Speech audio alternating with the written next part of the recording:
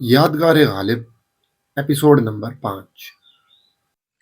بدیہا گوئی 1871 میں جب کہ نواب ضیاء الدین احمد خان مرحوم کلکتے گئے ہوئے تھے، مولوی محمد عالم مرحوم نے جو کلکتے کے ایک دیرینہ سال فاضل تھے، نواب صاحب سے بیان کیا کہ جس زمانے میں مرزا صاحب یہاں آئے ہوئے تھے، ایک مجلس میں جہاں مرزا بھی موجود تھے اور میں بھی حاضر تھا، شعراء کا ذکر ہو رہا تھا۔ اثنائے گفتگو میں ایک صاحب نے فیضی کی بہت تعریف کی۔ مرزا نے کہا، فیضی کو لوگ جیسا سمجھتے ہیں ویسا نہیں ہے۔ اس پر بات بڑھی۔ اس شخص نے کہا کہ جب فیضی پہلی ہی بار اکبر کے روبرو گیا تھا، اس نے 250 شعر کا قصیدہ اسی وقت ارتجالن کہہ کر پڑھا تھا۔ مرزا بولے، بھی اللہ کے بندے ایسے موجود ہیں کہ 200-400 نہیں تو 2-4 شعر تو ہر موقع پر بداہتاً کہہ سکتے ہیں۔ مخاطب نے جیب میں سے ایک چکنی ڈلی نکالی اور ہتھیلی پر رکھی اور مرزا سے درخواست کی کہ اس ڈلی پر کچھ ارشاد ہو۔ مرزا نے 11 شعر کا خطا اسی وقت موزوں کر کے پڑھ دیا، جو ان کے دیوان ریختہ میں موجود ہے، اور جس کا پہلا شعر یہ ہے جو صاحب کے کفے دست پہ یہ چکنی ڈلی، زیب دیتا ہے اسے جس قدر اچھا کہیے۔ اولاد۔ مرزا صاحب کی اولاد کچھ نہ تھی۔ ابتدا میں 7 بچے پیدر پہ ہوئے، مگر کوئی زندہ نہیں رہا۔ اس لیے ایک مدت سے وہ اور ان کی بیوی تنہا زندگی بسر کرتے تھے۔ مگر غدر سے چند سال پہلے جب کہ ان کی بیوی کے بھانجے زین العابدین خان عارف کا انتقال ہو گیا اور ان کے دونوں بچے، ایک باقر علی خان اور دوسرے حسین علی خان، صغیر سن رہ گئے، تو مرزا اور ان کی بیوی نے چھوٹے لڑکے حسین علی خان کو، جو اس وقت بہت کم عمر تھا، اپنے سایہ عاطفت میں لے لیا۔ مرزا حسین علی خان کو حقیقی اولاد سے بھی کچھ بڑھ کر عزیز رکھتے تھے اور کبھی آنکھ سے اوجھل نہیں ہونے دیتے تھے اور حد سے زیادہ ناز برداری کرتے تھے۔ جب زین العابدین خان کی والدہ کا انتقال ہو گیا تو حسین علی خان کے بڑے بھائی باقر علی خان کو بھی مرزا نے اپنی سرپرستی میں لے لیا۔ یہ دونوں خوش فکر اور اہل اور نیک خو اور نہایت شریف مزاج تھے، مگر افسوس ہے کہ مرزا کی وفات کے بعد دونوں تھوڑے تھوڑے فاصلے سے جوان عمر میں فوت ہو گئے۔ عارف کا مرثیہ۔ زین العابدین خان عارف سے مرزا کو غائب درجے کا تعلق تھا، کچھ تو قرابت کے سبب اور زیادہ تر اس وجہ سے کہ وہ نہایت خوش فکر اور مانیاب طبیعت رکھتے تھے اور باوجود پرگوئی کے نہایت خوشگو تھے، ان کو حد سے زیادہ عزیز رکھتے تھے۔ اس لیے جب وہ جوان عمر میں فوت ہو گئے تو مرزا اور ان کی بیوی پر سخت حادثہ گزرا۔ مرزا نے ان کے مرنے پر ایک غزل بطور نوحے کے لکھی ہے جو نہایت بلیغ اور دردناک ہے، چنانچہ اس کے چند شعر ہم اس مقام پر نقل کرتے ہیں۔ لازم تھا کہ دیکھو میرا رستہ کوئی دن اور، تنہا گئے کیوں اب رہو تنہا کوئی دن اور، آئے ہو کل اور آج ہی کہتے ہو کہ جاؤں، مانا کہ نہیں آج سے اچھا کوئی دن اور، ارے جاتے ہوئے کہتے ہو قیامت میں ملیں گے، ارے کیا خوب قیامت کا ہے گویا کوئی دن اور، ہاں اے فلک پیر جواں تھا ابھی عارف، کیا تیرا بگڑتا جو نہ مرتا کوئی دن اور، تم ماہ شب 4 دہم تھے میرے گھر کے، پھر کیوں نہ رہا گھر کا وہ نقشہ کوئی دن اور، تم ایسے کہاں کے تھے کھرے داد و ستد کے، کرتا ملک الموت تقاضا کوئی دن اور، ارے مجھ سے تمہیں نفرت سہی نیر سے لڑائی، ارے بچوں کا بھی دیکھا نہ تماشا کوئی دن اور، گزری نہ بہرحال یہ مدت خوش و ناخوش، کرنا تھا جواں مرگ گزارا کوئی دن اور، ناداں ہو جو کہتے ہو کہ کیوں جیتے ہو غالب، قسمت میں ہے مرنے کی تمنا کوئی دن اور۔ کتاب دستن بو۔ غدر کے زمانے میں مرزا دلی سے بلکہ گھر سے باہر نہیں نکلے۔ جو ہی بغاوت کا فتنہ اٹھا انہوں نے دروازہ بند کر لیا اور گوشہ تنہائی میں غدر کے حالات لکھنے شروع کیے۔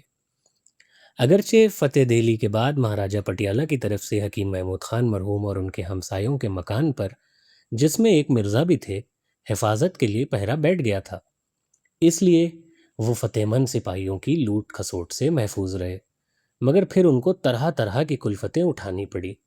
مرزا کے چھوٹے بھائی جو 30 برس کی عمر میں دیوانے ہو گئے تھے اور اخیر دم تک اسی حالت میں رہے، جب مرزا نے دلی میں سکونت اختیار کی تو ان کو بھی اپنے ساتھ یہیں لے آئے تھے۔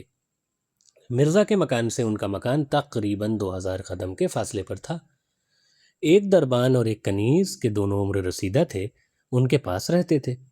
جب دلی فتح ہو گئی اور شہر اہل دہلی سے خالی ہو گیا اور رستے بند ہو گئے، اس وقت مرزا بھائی کی طرف سے سخت پریشان رہنے لگے۔ بھائی کے کھانے پینے، سونے، مرنے اور جینے کے متعلق خبر نہ تھی۔ ایک روز یہ خبر آئی کہ مرزا یوسف کے مکان میں بھی کچھ سپاہی گھس آئے تھے اور جو کچھ اسباب ملا لے گئے۔ پھر ایک دن وہی بوڑھا دربان جو مرزا یوسف کی ڈیوڑی پر رہتا تھا خبر لایا کہ 5 روز سخت تپ میں مبتلا رہ کر آج آدھی رات گزرے مرزا یوسف کا انتقال ہو گیا۔ اس وقت نہ کفن کے لیے کپڑا بازار میں مل سکتا تھا، نہ غسال اور گورکن کا کہیں پتہ تھا، نہ شہر سے قبرستان تک جانا ممکن تھا، مگر مرزا کے ہمسایوں نے ان کی بڑی مدد کی۔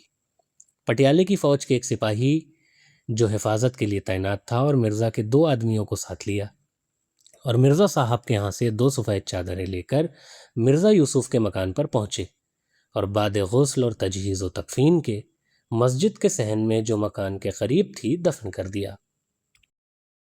مرزا کے مکان میں بھی گھس آئے تھے۔ راجا کے سپاہیوں نے ہر چند روکا مگر انہوں نے کچھ التفات نہیں کیا۔ مرزا دستنبو میں لکھتے ہیں کہ انہوں نے اپنی نیک خوئی سے گھر کے اسباب کو بالکل نہیں چھیڑا، مگر مجھے اور دونوں بچوں کو اور 3 نوکروں کو میں چند ہمسایوں کے کرنل برون کے روبرو جو میرے مکان کے قریب حاجی قطب الدین سوداگر کے گھر میں مقیم تھے لے گئے۔ کرنل برون نے بہت نرمی اور انسانیت سے ہمارا حال پوچھا اور ہم کو رخصت کر دیا۔ لطیفہ: سنا ہے کہ جب مرزا کرنل برون کے روبرو گئے تو اس وقت کلاه پیاخ ان کے سر پر تھی۔ انہوں نے مرزا کی نئی وضع دیکھ کر پوچھا کہ ویل تم مسلمان؟ مرزا نے کہا آدھا۔ کرنل نے کہا اس کا کیا مطلب؟ مرزا نے کہا شراب پیتا ہوں، سور نہیں کھاتا۔ کرنل یہ سن کر ہنسنے لگا۔ پھر مرزا نے وزیر ہند کی چٹھی جو ملکہ معظمہ کے مدیحہ قصیدے کی رسید اور جواب میں آئی تھی دکھائی۔ کرنل نے کہا تم سرکار کی فتح کے بعد پہاڑی پر کیوں نہ حاضر ہوئے؟ مرزا نے کہا میں 4 کہاروں کا افسر تھا، وہ چاروں مجھے چھوڑ کر بھاگ گئے، میں کیوں کر حاضر ہوتا؟ کرنل نے نہایت مہربانی سے مرزا اور ان کے تمام ساتھیوں کو رخصت کر دیا۔ اس مقام پر مرزا اپنی کتاب دستنبو میں لکھتے ہیں کہ سچ بات کا چھپانا آزادوں کا کام نہیں ہے۔ میں آدھا مسلمان کہ جس طرح قید کیش و ملت سے آزاد ہوں اس طرح بدنامی اور رسوائی کے خوف سے وارستہ ہوں۔ میری مدت سے یہ عادت تھی کہ رات کو فرینچ کے سوا کچھ کھاتا پیتا نہ تھا، اور اگر وہ نہ ملتی تو مجھ کو نیند نہ آتی تھی۔ اگر جوان مرد خدا دوست، خدا شناس، دریا دل، مہیش داس ہندوستانی شراب جو رنگ میں فرینچ سے مشابہ اور بو میں اس سے بہتر تھی مجھے نہ بھیجتا تو میں ہرگز جاں بر نہ ہوتا۔ چونکہ اس وقت مسلمانوں سے شہر خالی ہو گیا تھا، مرزا کے ہندو دوستوں کے سوا جو ان کے پاس برابر آتے رہتے تھے اور ہر طرح سے ان کی غمخواری کرتے تھے، کوئی ان کا غمخوار نہیں رہا تھا۔ مرزا کی معاش کے صرف 2 ذریعے تھے، سرکاری پینشن اور قلعے کی تنخواہ، سو یہ دونوں ذریعے مسدود ہو گئے تھے۔ شہر کے تمام مسلمان عمائد جو مرزا کے دوست اور عزیز تھے اپنی اپنی حالت میں گرفتار تھے۔ اس کے سوا گھر میں جس قدر بی بی کے پاس زیور تھا اور کوئی قیمتی چیز تھی، جب شہر لٹنے لگا تو وہ دوسری جگہ گاڑنے اور دابنے کے لیے بھیج دیا، جہاں سے فتح مند سپاہ نے کھود کر سب نکال لیا۔ مگر مرزا نے اس تنگی اور اسرت کی حالت میں بھی اپنے متعدد نوکروں میں سے کسی کو جواب نہیں دیا، اور جو حالت ان پر اور ان کے متعلقین پر خوش و ناخوش گزری اس میں نوکر بھی برابر شریک رہے۔ نوکروں کے علاوہ جن لوگوں کے ساتھ مرزا امن کے زمانے میں ہمیشہ سلوک کرتے تھے وہ اس حالت میں بھی مرزا کو ستاتے تھے، اور 4 ناچاران کی بھی مرزا کو خبر لینی پڑتی تھی۔ مرزا لکھتے ہیں کہ اس ناداری کے زمانے میں جس قدر کپڑا، اوڑھنا اور بچھونا گھر میں تھا سب بیچ بیچ کر کھا گیا، گویا اور لوگ روٹی کھاتے تھے اور میں کپڑا کھاتا تھا۔ اس کے بعد کتاب کو اس طرح ختم کرتے ہیں کہ اس بیازیچہ اطفال یعنی کتاب دستنبو کے لکھنے میں کب تک خامہ فرسائی کی جائے. جو حالت کے اس وقت درپیش ہے ظاہر ہے کہ اس کا انجام یا موت ہے یا بھیک مانگنا. پہلی صورت میں یقیناً یہ داستان ناتمام رہنے والی ہے، اور دوسری صورت میں نتیجہ اس کے سوا کیا ہو سکتا ہے کہ کسی دکان سے دھتکارے گئے اور کسی دروازے سے کوڑی پیسہ کچھ مل گیا. پس اپنی ذلت و رسوائی کے سوا اب اس میں لکھنے کو کچھ باقی نہیں رہا. قدیم پینشن اگر مل بھی گئی تو بھی کام چلتا نظر نہیں آتا، اور نہ ملی تو کام ہی تمام ہے. مشکل یہ ہے کہ دونوں صورتوں میں چونکہ اس شہر کی آب و ہوا خستہ دلوں کو راساتی معلوم نہیں ہوتی، ضرور شہر چھوڑنا اور کسی اور بستی میں جا کر بسرام کرنا پڑے گا. وظیفہ رامپور. غدر کے بعد 2 برسوں تک مرزا کا یہی حال رہا، مگر 2 برس بعد نواب یوسف علی خان مرحوم رئیس رامپور نے 100 روپے ماہوار ہمیشہ کے لیے مرزا کے واسطے مقرر کر دیا، جو نواب کلب علی خان مرحوم نے بھی بدستور مرزا کے آخر دم تک جاری رکھا. اور غدر سے 3 برس بعد جب مرزا ہر ایک الزام سے بری ثابت ہوئے، سرکاری پینشن بھی جاری ہو گئی. لطیفہ: جب نواب یوسف علی خان کا انتقال ہو گیا اور مرزا تعزیت کے لیے رامپور گئے، چند روز بعد نواب کلب علی خان مرحوم کے لیفٹیننٹ گورنر سے ملنے کو بریلی جانا ہوا. ان کی روانگی کے وقت مرزا بھی موجود تھے. چلتے وقت نواب صاحب نے معمولی طور پر مرزا صاحب سے کہا، خدا کے سپرد. مرزا نے کہا، حضرت، خدا نے تو مجھے آپ کے سپرد کیا ہے، آپ پھر الٹا مجھے خدا کے سپرد کرتے ہیں. قاطع برہان. جب مرزا دستنبو ختم کر چکے اور اب بھی تنہائی اور سناٹے کا وہی عالم رہا، اس وقت سوا اس کے اور کیا چارہ تھا کہ دوات اور قلم کو مونس اور رفیق سمجھیں اور کچھ لکھ پڑھ کر اپنا غم غلط کریں اور دل بہلائیں. مرزا کے پاس اس وقت سوائے برہان خاتے اور دساتیر کے کوئی کتاب موجود نہ تھی. برہان کو اٹھا کر سرسری نظر سے دیکھنا شروع کیا. پہلی ہی نگاہ میں کچھ بے ربطیاں سی معلوم ہوئیں. پھر زیادہ غور سے دیکھا تو اکثر لغات کی تعریف غلط پائی. ایک ایک لفظ متعدد فصلوں میں مختلف صورتوں سے لکھا دیکھا. شعراء نے جو الفاظ مجاز و کنایہ کے استعمال کیے ہیں، ان کا ذکر بطور مستقل نعت کے دیکھا. طریقہ بیان اکثر بھونڈا اور اصول لغت نگاری کے خلاف پایا. بہت سی نعت کی ایسی تفسیر بھی دیکھی جس کے معنی بالکل سمجھ میں نہ آئے.